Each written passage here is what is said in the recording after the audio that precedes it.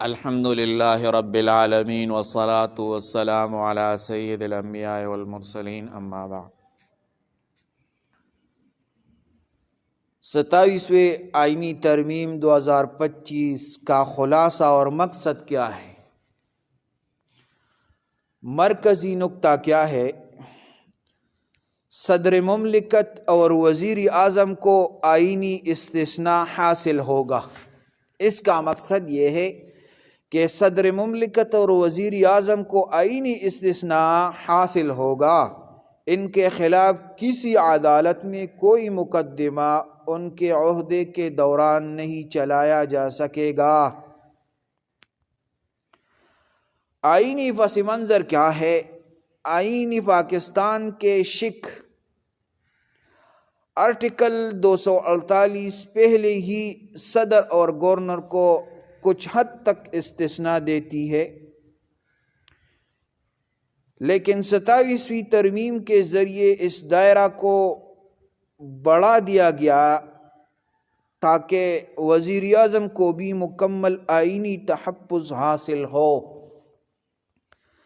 Number 2، عدالتی یا انتظامی کارروائی کے دوران انتظامی امور میں رکاوٹ نہ آئے۔ نمبر 3، حکومت کے اعلیٰ عہدیدار سیاسی انتقام یا غیر ضروری مقدمات سے محفوظ رہے۔ اہم نکات ترمیم کے مطابق یہ ہے کہ نمبر 1، صدر پاکستان یا وزیر اعظم کے خلاف کوئی عدالت کیس نہیں سن سکتی جب تک وہ اپنے عہدے پر ہو۔ نمبر 2، ان کے کئی گئے انتظامی فیصلوں پر بھی مقدمہ یا درخواست دائر نہیں کی جا سکے گی۔ نمبر 3، مدت عہدہ مکمل ہونے کے بعد اگر ضرورت ہو تو قانونی کارروائی ممکن ہوگی۔ نمبر 4، یہ ترمیم ریاستی استحکام، سیاسی تسلسل اور انتظامی خود مختاری کے تحفظ کے لیے کی گئی ہے۔ ترمیم کا مقصد کیا ہے؟ اعلیٰ ریاستی مناصب کو غیر ضروری عدالتی تنازعات سے محفوظ رکھنا تاکہ حکومت کی کارکردگی متاثر نہ ہو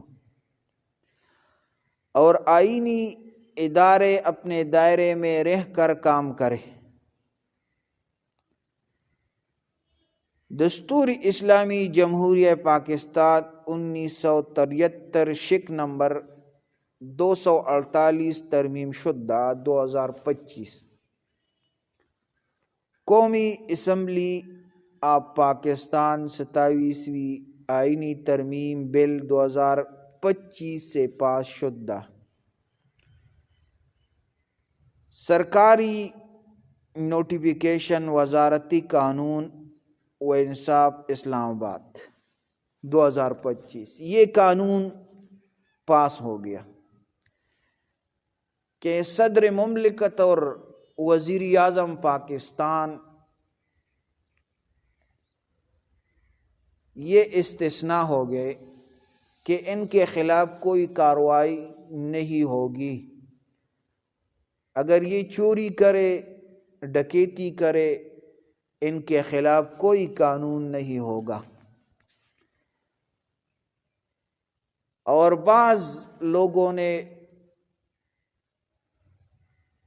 ان لوگوں کو ووٹ دیا ہے اور ان کو مضبوط کیا ہے، حالانکہ شریعت میں اس طرح کوئی مثال نہیں۔